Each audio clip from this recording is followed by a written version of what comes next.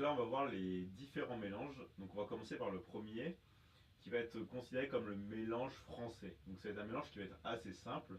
Ce que vous faites, c'est que vous prenez votre jeu de cartes comme ça, avec le pouce ici, et les autres doigts là, comme ça, dans cette position-là.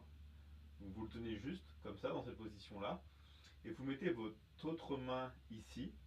Et ce que vous allez faire, c'est que vous allez, en fait, prendre des cartes avec le pouce, comme ça, et les cartes vont tomber dans la main.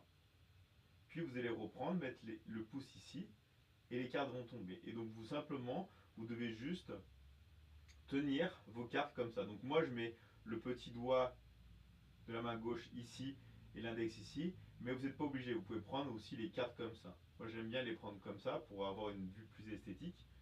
Donc ce qui fait que le pouce peut se détacher un peu plus. Et après vous mettez le pouce là et vous tirez les cartes. Vous tirez les cartes comme ça. Vous pouvez tirer les cartes une à une si vous voulez, ou mieux par bloc, comme ça. Donc ça c'est le premier mélange. Donc je recommence une fois. Vous prenez le jeu de cartes comme ça, vous mettez votre main gauche ici et vous prenez les cartes avec le pouce comme ça. Voilà.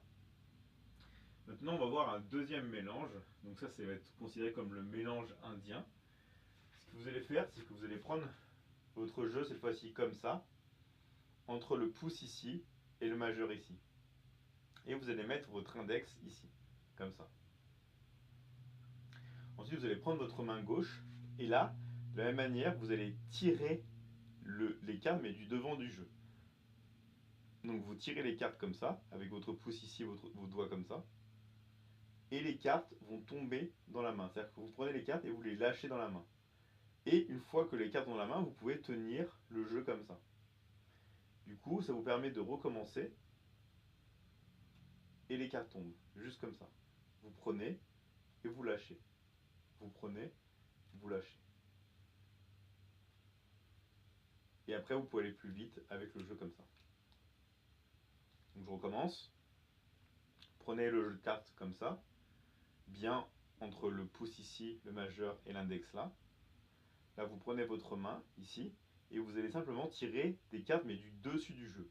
Donc pas toutes les cartes, mais une petite partie. Vous la tirez comme ça, avec le pouce ici, les deux doigts là et l'index ici, et vous lâchez le jeu comme ça. Et après, vous reprenez comme ça. Et ça vous permet de mélanger un jeu de cartes. Et maintenant, au niveau du troisième mélange, donc là ça va être un mélange qui est un peu plus compliqué, ça va être le mélange américain. Ce que vous allez faire, c'est que vous allez prendre le jeu comme ça, mettre vos trois doigts ici, l'index ici et le pouce là, comme ça. Donc les trois doigts ici, l'index ici et le pouce ici. Comme ça, vous pouvez tenir le jeu d'une manière très sécure.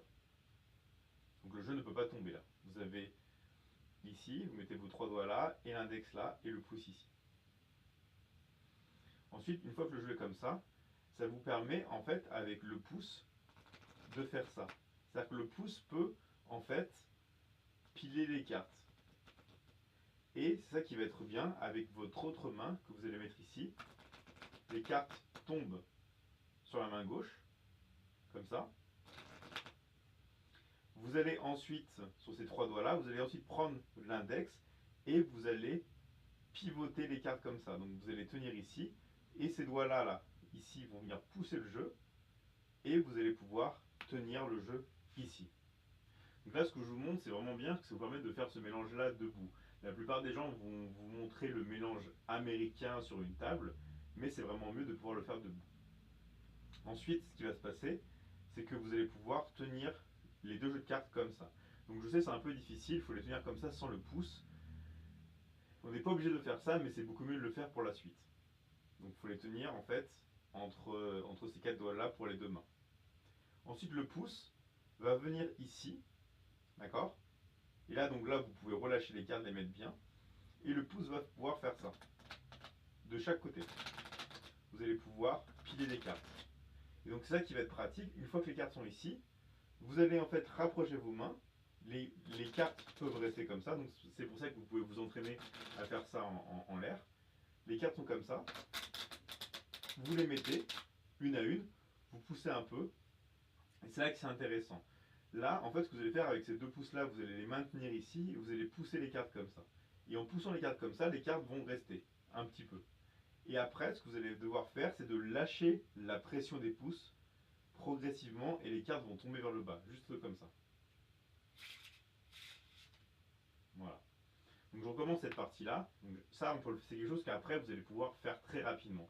Donc c'est pour ça que les méthodes que je vais vous montrer, vous devez regarder la vidéo encore et encore. Donc rapidement, ça donne comme ça. Prenez les jeux de cartes et vous faites ça. D'accord?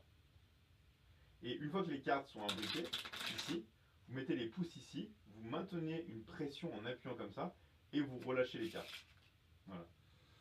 Donc tout ça, avec ces mélanges-là, c'est quelque chose qui va vous prendre du temps, bien sûr, au départ pour vous familiariser, mais ça vaut vraiment le coup. C'est-à-dire qu'après, vous allez pouvoir prendre votre jeu de cartes, vous allez pouvoir le mélanger assez rapidement comme ça, ou alors à l'indienne, comme ça, ou alors le mélange à l'américaine, vous allez pouvoir mettre les cartes comme ça, faire ça, appuyer sur les pouces, et les cartes vont tomber.